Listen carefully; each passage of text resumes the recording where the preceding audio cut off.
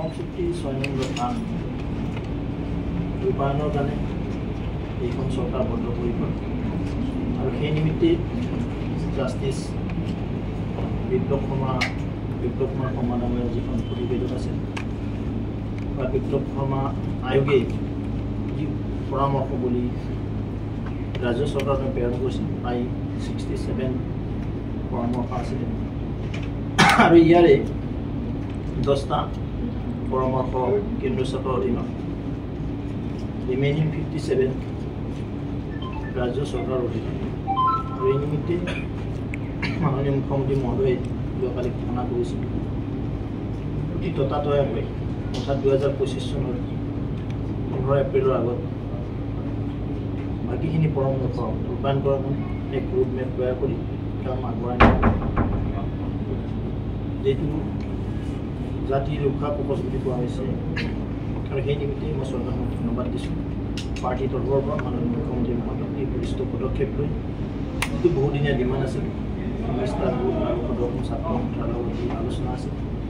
এই আলোচনা মৰ্মে অসম চুক্তিৰ 6 নং দফা এটা বহুদিনীয়া দাবী সদস্য ছাত্ৰৰে হওক অসমৰ জনগণৰে হওক আৰু এই পৰামৰ্শখিনি যিহেতু বিপ্লৱ কুমাৰ শৰ্মা আয়োগে জাষ্টিছ বিপ্লৱ কুমাৰ শৰ্মা আয়োগে দিছিলে প্ৰতিবেদনখন আৰু এই আজিৰ ইতিমধ্যে যিটো মই আকৌ পুনৰবাৰ কৈছোঁ যে 67 যি পৰামৰ্শ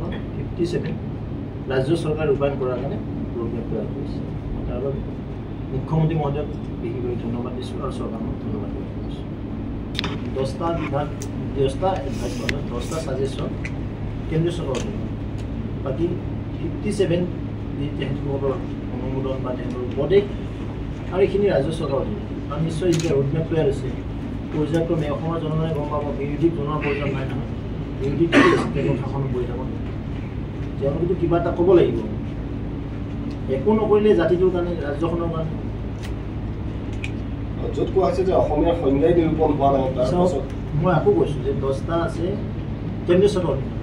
আৰু 57 আছে ৰাজ্য চৰকাৰ তাৰ কাৰণে ৰাজ্য চৰকাৰে ৰোডমেপ তৈয়াৰ কৰিছে আৰু 2025 এপ্ৰিলৰ ভিতৰত 15 এপ্ৰিলৰ ভিতৰত ইয়াক ৰূপায়ণ কৰাৰ কাৰণে চৰকাৰে দৃঢ় প্ৰতিজ্ঞ আৰু সেই নিমিত্তে মাননীয় মুখ্যমন্ত্ৰী মহোদয়ে যোৱাকালি ঘোষণা কৰিছে এই ঘোষণাক আমি স্বাগত জনাইছোঁ দলে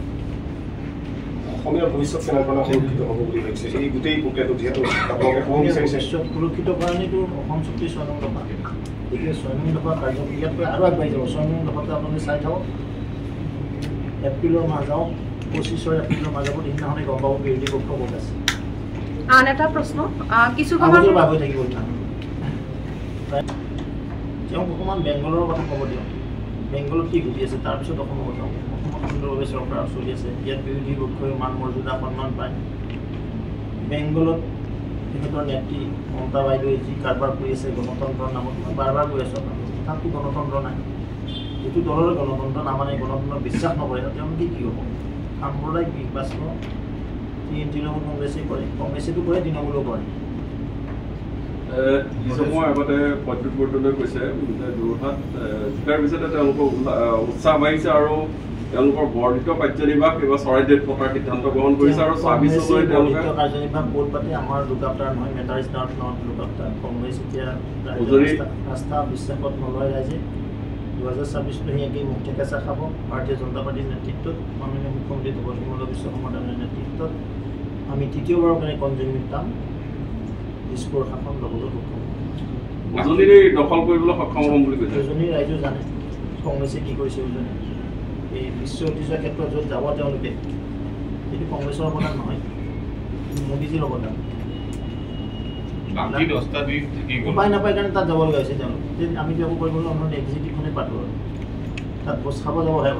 তাত বাহিৰে কোনো পোষ্টত বাহিৰে কোনো বাকী 10টা যি কেন্দ্ৰীয় চৰকাৰৰ বিবেচনা সেই ক্ষেত্ৰত আপুনি